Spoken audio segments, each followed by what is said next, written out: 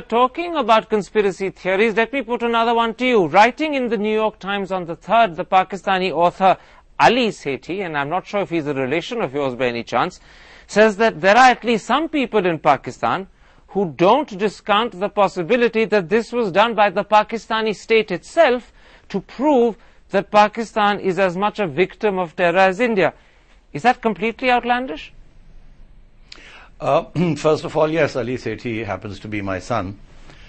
He wrote this piece off his own bat. I had no idea he'd written it, so those are his views. Secondly, I'd like to comment on three things. First, the point that you just raised. Yes, there are people here who believe in conspiracy theories. The range of conspiracy theories is Raw did it, the government did it, and some people say the state did it. State meaning the agencies did it without the knowledge of the government. So there are all manner of conspiracy theories. These are at the same level as the theory that there is no such thing as Al-Qaeda, and even if there is, it's against America and not against Pakistan. Now, having said that, I want to just draw your attention to two earlier points made by my two colleagues. First of all, as far as the government's negligence is concerned, I think it's more a negligence of the institutions of the state than it is of any government. The security arrangements were put in place, took them 2 months to put these security arrangements in place, and the change of a government 5 or 4 days earlier in Punjab had no impact on it. Number one. Number two, I think, and we know how bad the institutions of the state are regarding security. You saw that in Mumbai. If the BJP had been in power, it wouldn't have been any different. Okay. So that's the first point. The second is about India's involvement. I think there is one difficult point to contend with. The jihadis and the Taliban are known to go in for suicide bombing. If these had been suicide bombers from the jihad or from the Taliban, they would have gone straight in and got that bus. Some people say that the fact that they didn't means that that they're not suicide bombers, they're not Islamic jihadis. Therefore, the Indian hand is more palpable. Do you accept that? So those are the sort of things that are. No, as I told you, I have already said that, the thing is that there may be an Indian hand in the proxy wars that are going on in Afghanistan and possibly even in Fatah.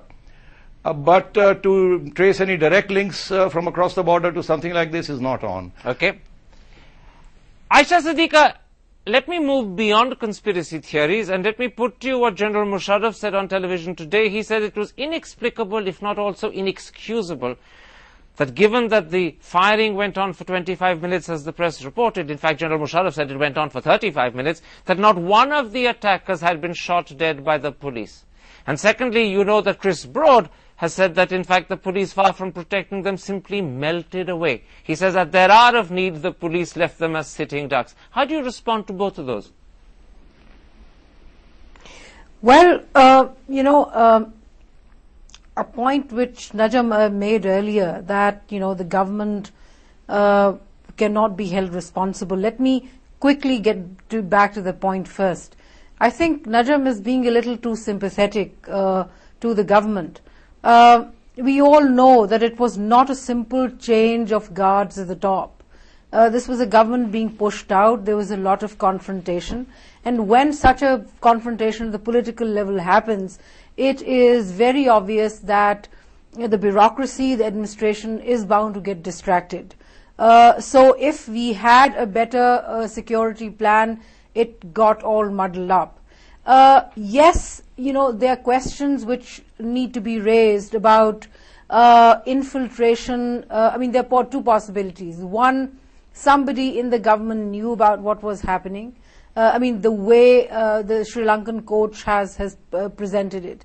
The other is that, it was an act of some level of infiltration in the police.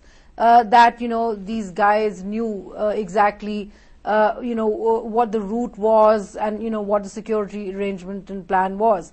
I think what is very important, the commonality, so to speak, between Mumbai and Lahore here, is that these were commando type actions. While in Mumbai these guys had come with a mind to commit suicide, which is fight until they die, in Lahore very clearly their objective was attain a particular target, which was either hijacking or killing of the Sri Lankan team, and once they found it difficult to attain the objective, they disappeared. Okay. So they were not suicidal at all. Let me put something else to you, Siddarth Varadarajan.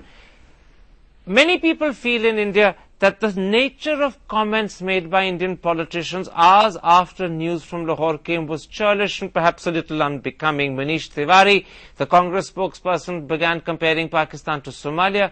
Even more surprisingly, Chidambaram, the Home Minister, actually scoffed at the idea that Pakistan was a victim of terror. He said, and I quote, "They are not victims of terror." Was this a suitable, sensitive response, or was this actually a mistake? I think it's highly unfortunate. Manish Tewari is a Congress spokesperson, and the Congress party is in election mode, so we can forgive him his rather outlandish comment on an irresponsible comment on Somalia. But I think for the Union Home Minister and for the Ministry of External Affairs in general to of course condemn what happened in Lahore, but to not plant themselves squarely on the side of expressing sympathy for the people of Pakistan and the government of Pakistan, and instead using this opportunity to score a very easy point. I mean, it's not you don't have to be a rocket scientist to say that, well, this has happened because of Pakistan's sort of lax approach to terrorism over the last 2 decades. I don't think this was necessarily the most appropriate time to state the obvious. I think perhaps an opportunity was lost. I think to come up with something more constructive, something that, bearing in mind what happened in Bombay and the fact that we want to encourage Pakistani cooperation with us in the fight against the guys who did Bombay. I think more careful choice of words and a better sort of PR outreach is called for. Not this sort of statement. Let's take a break at that point. I want to come back and then discuss the theory that many in India believe is perhaps a better explanation for what happened in Lahore, that this might have been the LET and perhaps the LET taking revenge on the Pakistan government for the fact that the Zardari government has cracked down very hard on them after Mumbai. Just how credible is that theory? See you in a moment after the break.